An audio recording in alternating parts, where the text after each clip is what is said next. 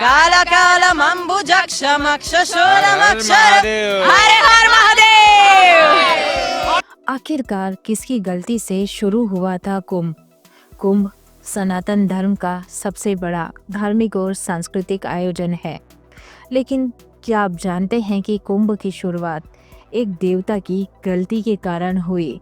आखिरकार कौन थे वो देवता? आइए जानते हैं किसकी गलती से शुरू हुआ था कुंभ। कुंभ को भारत का सबसे बड़ा धार्मिक और सांस्कृतिक आयोजन कहा जाता है, जो कि हर 12 साल में प्रयागराज, हरिद्वार, उज्जैन, नासिक जैसे पवित्र स्थानों में होता है।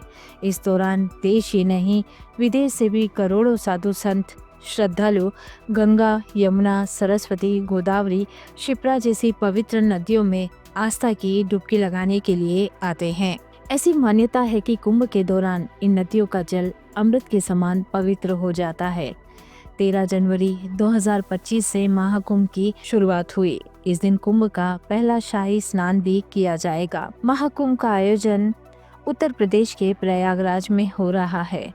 इस दौरान साधु संत श्रद्धालु त्रिवेणी संगम पर स्नान कर रहे हैं। कुंभ मेले से कई पौराणिक कथाएं जुड़ी है। साथ ही खास ग्रहों की स्थिति के आधार पर भी हर 12 साल में कुंभ का आयोजन होता है। लेकिन क्या आप जानते हैं, जिस कुंभ को पर्वों में सर्वोपरि माना जाता है, उस कुंभ की शुरुआत एक देवता की गलती के कारण हुई। तो चलिए जानते हैं किसकी गलती से इसकी शुरुआत हुई। कुंभ मेले की शुरुआत की कथा समुद्र मंथन से जुड़ी हुई है। इस कथा का वर्णन विष्णु पुराण, कूर्म पुराण, स्कंद पुराण, भागवत पुराण, ब्रह्मवर्त पुराण आदि में मिलता है। इसके अलावा कुंभ से जुड़ी दंत कथाएं भी लोगों में काफी प्रचलित है।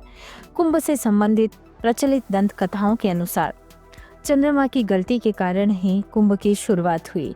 हालांकि पुराणों में दंत कथा का वर्णन नहीं मिलता, लेकिन इलाहाबाद यूनिवर्सिटी में प्राचीन इतिहास के प्रोफेसर डॉक्टर D.P. दुबे ने अपनी पुस्तक Kumbh Mela pilgrimage to greatest comic fair में कुंभ से जुड़ी कुछ दंत कथाओं का वर्णन किया है।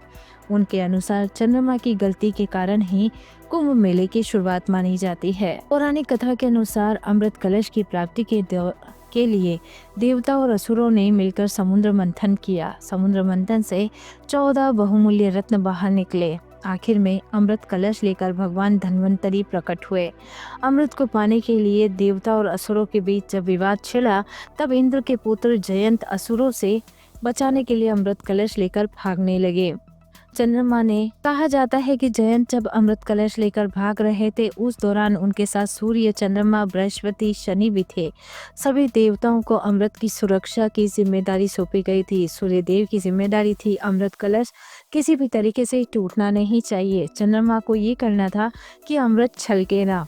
बृहस्पति को असुरों को रोकने का काम दिया गया। शनि को जयंत पर ही निगरानी रखने की जिम्मेदारी मिली थी कि कहीं जयंत ही इसे ना पी ले।